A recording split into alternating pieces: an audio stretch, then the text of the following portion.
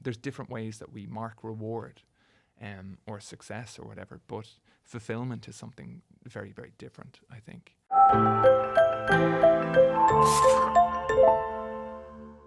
When I found out you had a new record, and I saw that some of it was inspired by reading the epic poem. Yeah. What's going on? How did this come into your life? I think there's the part of me that was, as like the college dropout voice in me was like, geez, there's all these things that I didn't read and didn't study. But also just having an interest in lyricism, having an interest in poetry. There's all these epic poems that I did want to read for a long time and then didn't really have the time over tours, etc.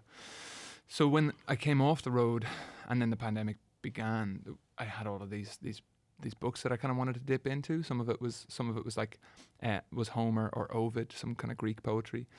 I'm a big fan of Seamus Heaney, so his translation of Beowulf.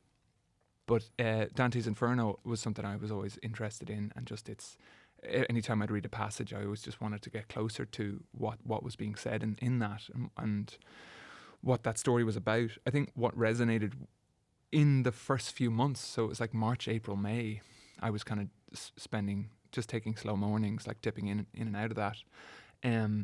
There's this imagery in it that's at a time of such uncertainty and such being kind of thrown into such uncertainty. I felt like there was a great deal of potential loss in those first early months of the pandemic. This kind of loss that was hanging over us. I was watching relationships fall apart because the contexts in which they had existed fell apart. The context in which we understood how to socialise, how we go about our daily lives changed in a moment. Jobs were being lost. People were at risk of losing people dear to them. But there's this line as he enters into hell, above the doorway, there's that long passage, abandon all hope. One of the first lines of that longer passage is, through me, referring to the doorway, you enter into the population of loss. In that moment, it resonated with me that I felt collectively we were all sort of entering into this space of great potential loss, great and either way, we were on path into something that we were seeing through and coming through, and parts of it continued to sort of resonate with me, and just that sort of archetypal walk through something that I think on an individual basis and on a collective basis, we were all on this little journey going into something, and I think all of us came out the other side somewhat changed, or having left things in that time, or having shifted the way that we viewed our life, the way we viewed our work, the way that we went about our life. I felt like there was a lot of change, a lot of shifting energies in that time. So I just wanted to credit that in some way. It seemed odd to come out of that 3-year period and all of these experiences that I had and not nod in some way to something of a journey into something and out the other side, and structuring the album into 9 circles or 9 themes seemed like a way to at least nod to that, acknowledge that. What you're referring to there is that in the epic poem, Dante is guided by Virgil into the 9 circles of hell. So that's the different circles that you're talking about. And, and every step along the way, he sort of meets the different people who have been condemned, right? Yeah. He meets the population of hell as Dante, the poet, the Italian poet in the mid, kind of Middle Ages. A lot of it's specific to Florence, a lot of it's specific to his region of Italy. But exactly, it's his telling of it. I think it starts off somewhere along life's journey, somewhere along life's paths. I found myself at this crossroads. He falls into circumstances not meaning to, and he has to walk through it. And Virgil is this spirit, this other poet, this shade or this spirit that guides him through it, and he walks through hell. And in the way he describes hell, he describes it as being 9 circles where these different sort of things are being punished in and arranged into 9 circles. So there is. It just seemed it resonated with me. I see it. I see that the only way out was through with those days of the pandemic. Yes. Yeah. Exactly. There was the only way out of what we were dealing with was to just kind of push on and look after one another. Yeah. When were you writing the songs? Were you reading a passage? Were you reading a bit and then writing? Or I was a little bit. I think it was.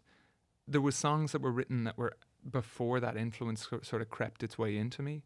And then there was songs that in 2021 there was a whole draft of songs that were like way too specific to the text, and something that felt important to me then by the end of the album and what became the album was making sure that you don't need to know anything about Dante's Inferno, that you can just listen to a song, it's a song that exists entirely above ground in the real world. You didn't want to write like an opera, really. You know what I mean? Yeah, exactly. yeah. You didn't want to write something based around that text. Exactly. Right? You know? Yeah. Because at times there's interesting imagery and there's universal imagery and there's stuff that's interesting about it if you want to dip into it. But a lot of it's like also a slog. I'll be honest. Like it is it's about a merchant. Here's one about a merchant who embezzled in Florence in whatever 1300. And it's interesting if you're interested in that, but it's also.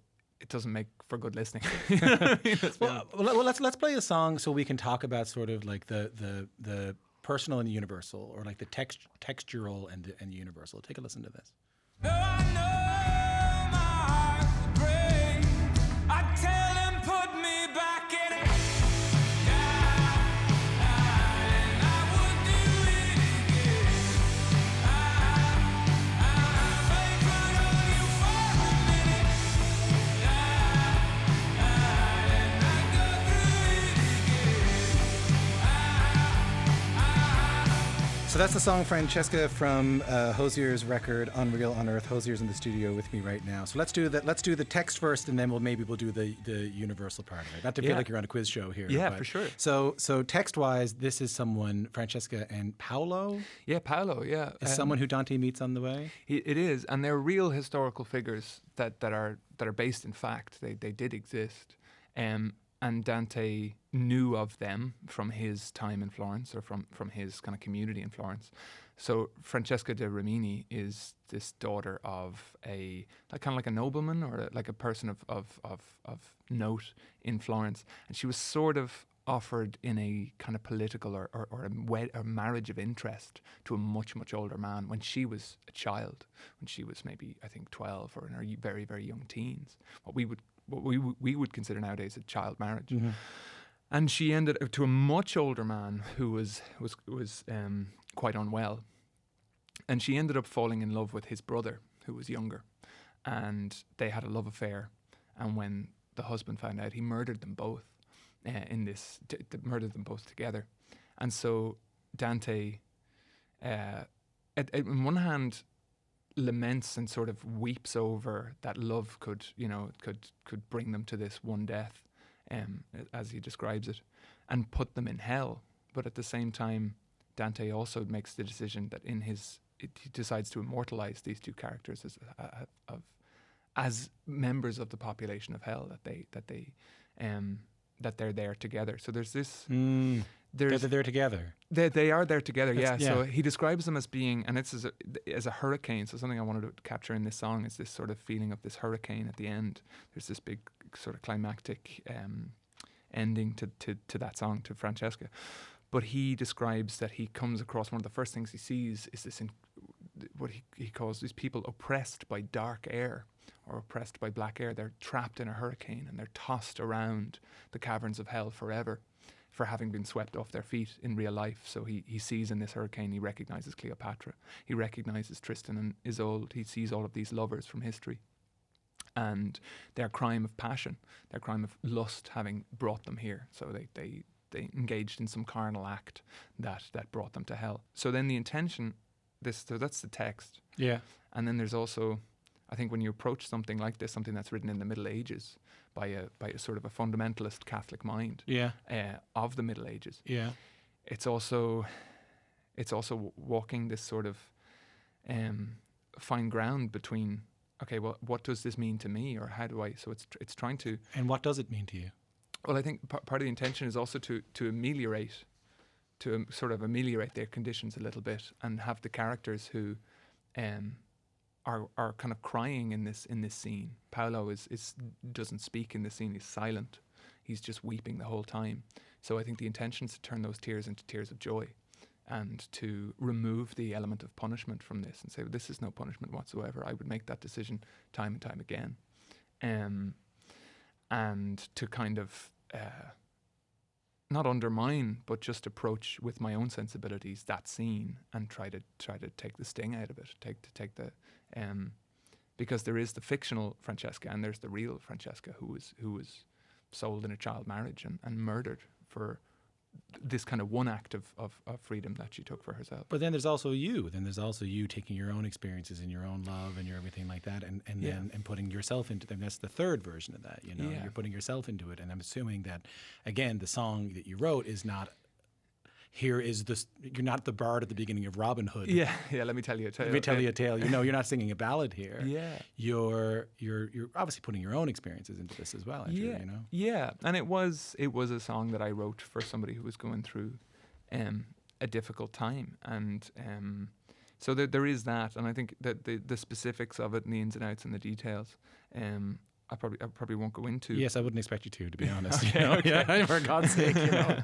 I don't need anyone's social insurance number here today. You know, everything's all right. You know, just broad strokes is fine. Here, for God's sake. Yeah. Thank you. What did they have for breakfast though in the morning? Right, exactly. Right. And so there is the personal. There's the personal in there, and I think that was the challenge of a lot of these songs, and a fun challenge, and sometimes a difficult one, but.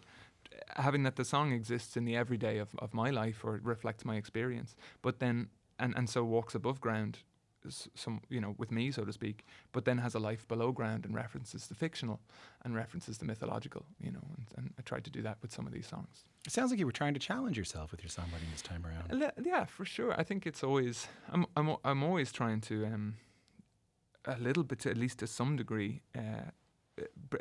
Shoot off a little branch in another direction that I haven't quite explored, but in this one it was super fun because there's little references like in Francesca. It is just a love song, and those who want to dig, no pun intended, they can dig and see what it's referencing. You got at least 8 circles or 9 circles if you want to start digging. You have to go down a while. Let's listen to another song on the record. Take a listen to this. Wish I'd known it was just our turning blind for a world we had no power in. You and I had nothing to show but the mess of the world in the palm of our hands. From his new album, Unreal Unearth, that is my guest, Hozier. That's the song Damage Gets Done with Brandy Carlisle. Mm. Tell me a little bit about that song. Yeah, that was one that was one of the. So for the first time on this album, I kind of opened the making of the music with some producers of just sitting jamming and creating a soundscape, and then I would take that soundscape that we had sort of forged together and then run away with the recordings. Why? Were you feeling some writer's block? Were you feeling? It was more. No, I think at that stage, I had recorded a huge amount of material, and I had emptied my pockets of a lot of stuff that, honestly, we're gonna find a way to release next year too. So I kind of ended up recording about 2 albums worth of material. Wow. in this across the process, but I just opened myself up to sort of, once my pockets were I had sort of processed a lot of the stuff and recorded a lot of the stuff that I wanted to get out. I hadn't jammed with other musicians since I was maybe 15 or 16 years old. So you were in like jammy rock bands when you were 15? I was, yeah. I would have jammed with, a lot of guys and when I was 15, 16. Covers and that kind of stuff? Covers and stuff, It's a lovely feeling. It's it's something I missed. Yeah. And so it was really just the experience of jamming. We would jam for a while and then we would record those jams, and I'd sort of take those recordings back to an Airbnb or a hotel, and in some instances find a thread or find where the song was going. If I'd barked melodies down a mic during the jam, or if I'd and then sort of carve out what the song was. But in that is one that kind of just came about. It sort of falls into the circle of greed, and it's just the theme being like arriving to a point and to a feeling of disillusionment and this this voracious sort of, the more that I get, the less fulfilled I am, that sort of feeling. But Brandi Carlile, it's a good friend of mine, somebody I've gotten to know over the last few years. And there was something about the song that always felt like a duet to me. It always felt like a two-voice thing, trying to capture that classic sort of power ballad thing that's singing out in this sort of runaway song. And yeah, I just shared it with her in her crazy schedule to see if she would be up for hopping on it, and we just traded lines on it. It was really, really enjoyable. I'm not. I said this to someone the other day on the show. I'm not Dr. Phil. Like, I don't have any degrees, but there's something you just said that stuck out to me, and I wanted to make sure I raised it and just offered you the opportunity to elaborate on it if you'd like. I mean, you said, I was looking into the idea of greed and the idea of the circle involving greed, and you said, I was interested in exploring that the more I have, the less I have, or the more I have, the less I am, or something like that. It goes without saying. I just want to acknowledge it, that you have gone from like playing in rock bands when you're 15, and last time you were here, you and I talked about singing in a choir together, like when we were like youngsters, to becoming, now you're playing I think you're playing the biggest stage in all of Canada tonight. Things have gotten very big for you. Right. You see the connection that I'm making here. Yeah, for sure. I think, and there's two things that there is obviously, going back to the text, there's part of how Dante describes the spirit of greed, and he actually comes face to face with it in one of the very first cantos, very beginning, and it's what forces him off the path. He's confronted by greed of the world, and that's nearly the root of all of the evils that he sees is happening in maybe his town of Florence, and the root of a lot of that corruption. And it takes form of a wolf that he says hungers with the hunger of all of mankind. And the more that it eats, the hungrier it gets. Yeah.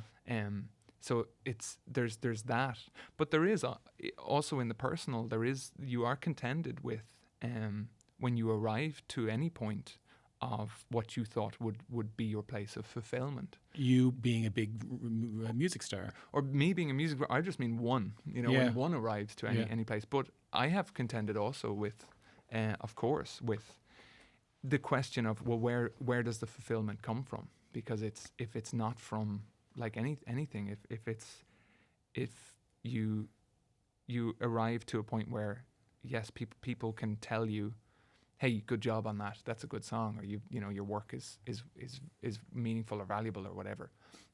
There's different ways that we mark reward or success or whatever, but fulfillment is something very, very different, I think.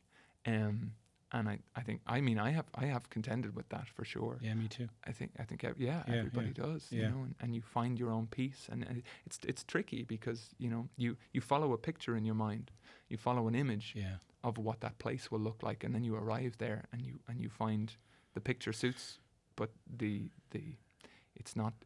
something missing. It's terrifying, actually. It's quite scary to think that I thought this was the thing that was going to make all my problems go away. I thought this was the thing that was going to make me just check the box of life, and it's not it. And I have to either find out what it is, or I have to give up on trying to find it.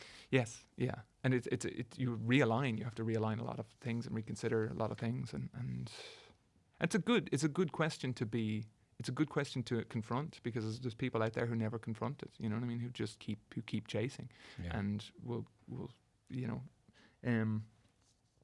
So it is. It's for sure. But I think everybody can arrive at that.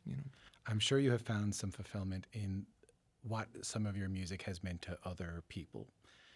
I'm thinking in particular about your "Take Me to Church" song, and it was inspired by a lot of people. But I want to talk a little bit about how it's been used over the years, kind of outside of you.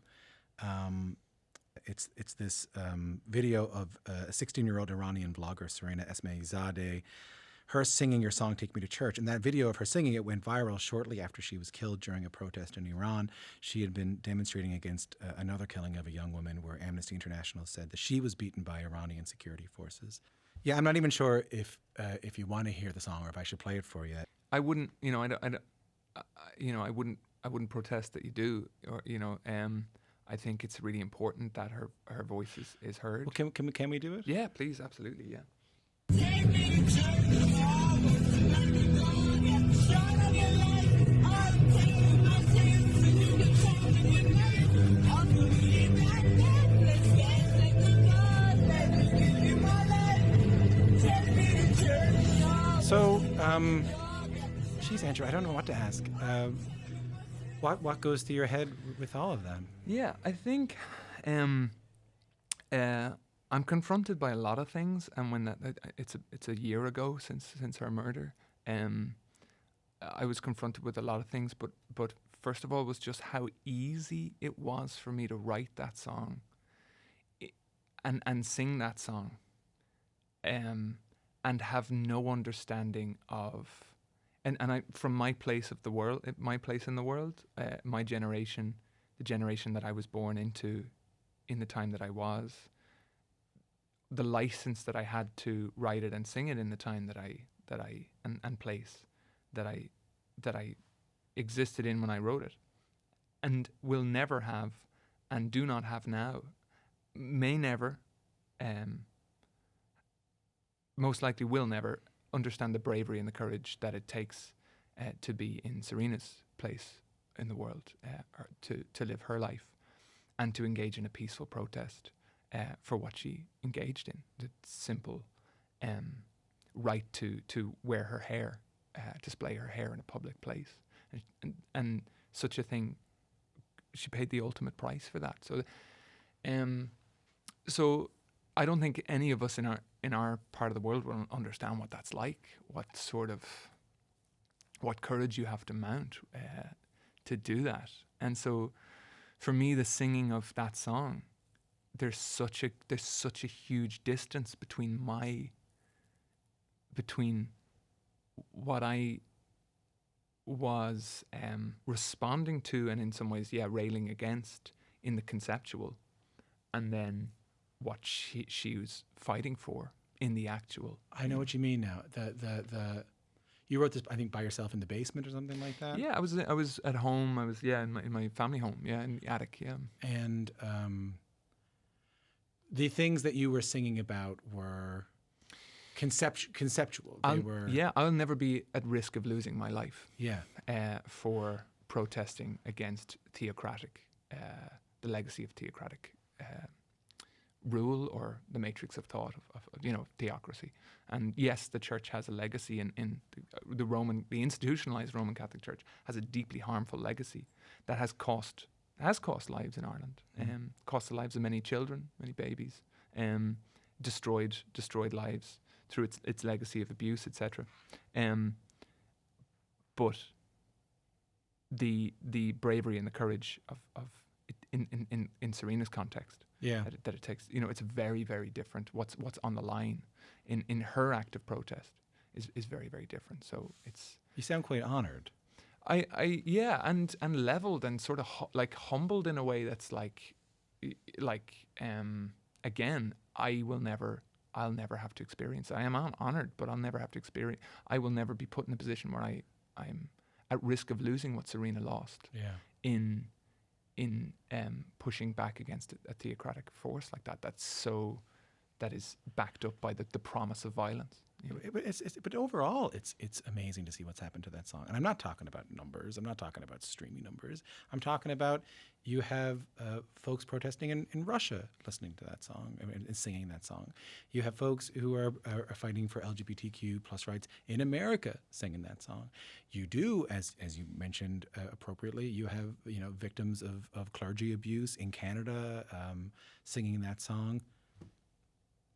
I can't imagine what that must feel like, Andrew. Because you just wrote it. It's just something you wrote. Yeah. And it felt like I didn't have a global view when I was writing it as a 22, 23-year-old man. I was writing it as an Irishman largely in view of the legacy in Ireland. And I suppose the church's legacy, the institutions of the Roman Catholic Church, their legacy across the wider world. Yeah, of course, yeah. But what's funny to me is that it seems in our part of the world it seems more applicable now than it did 10 years ago. And some minor criticisms that I got at that time was, I mean, the music video focused on what was happening in Russia at the time. And Russian state media was sort of doing this whole campaign that tried to equate child abuse with people of the LGBTQ plus spectrum. So they put it in the same bracket of laws as with bestiality and paedophilia, and that was a state campaign that led to this horrendous uprise of attacks by very far right gangs that filmed these attacks and put them on social media with impunity. They didn't censor their faces. They would lure youths, LGBTQ plus youths, into places pretending to be other youths of the LGBTQ plus community. They would attack them, film those attacks, and then place them on social media. That was what the music video back then was about. And the criticism that I faced, mild criticism, was, hey, this is happening somewhere else in the world. Why make a big fuss about it? Is this not a bit of a straw man to what's, to our, that's not what's happening here. And increasingly, in the last 10 years, we've witnessed some of that culture kind of cross borders, which is exactly what I said, or I feared would happen, or was exactly my response was in the online spaces. We live in a borderless world, and when it comes to rhetoric, when it comes to misinformation, we live in an increasingly borderless world. 10 years later, you've places within the European Union that are like gay-free zones, self-described gay-free zones in cities, LGBTQ plus free zones. You have militias, armed militias, waiting outside of queer gay spaces, outside of drag shows. There's a serious threat of violence hanging over a gesture like that. So, and it's not always a threat either. You've seen hate crimes on the rise. Here in Canada as well, for sure. So in ways, what strikes me is that song is sadly more applicable now than it was 10 years ago, I guess, for in our part of the world. But all these things we talked about, are you able to have them not, I don't know if interfere is the right word. Are you still able to write songs in a way that feels authentic to you? Yeah, and I think that's so. Now, I had to do a whole process around that, because I think when you write something that people connect with in a way that is, that becomes larger than, it becomes bigger than yourself a little bit. It becomes like a song that people, maybe it becomes something that is part of their rallying to something, or they feel it captures part of their experience, or it speaks to some part of their experience. There is a process that I have felt myself having to just to realign myself with myself in place and time, and to make sure that what I am writing feels authentic and feels that I'm as best I can be just a witness as to the world as I see it, and try to continue to do so. And when I do that, and when I sit in step with myself, or I walk in step with myself and try to be present and try to clear from my field. And this is difficult because I want to say this sensitively, but what I think people's expectations are of me, that's when I can tune back into what it is that I need to make. Well, I'm so glad you still can, and I'm so glad. I have so much more to talk to you about next time you come in, but a great joy to have you as always, and thanks for coming in. Man. Thank you. A pleasure to talk again. Listen, every 3 or 4 years, let's do this. Yeah, absolutely.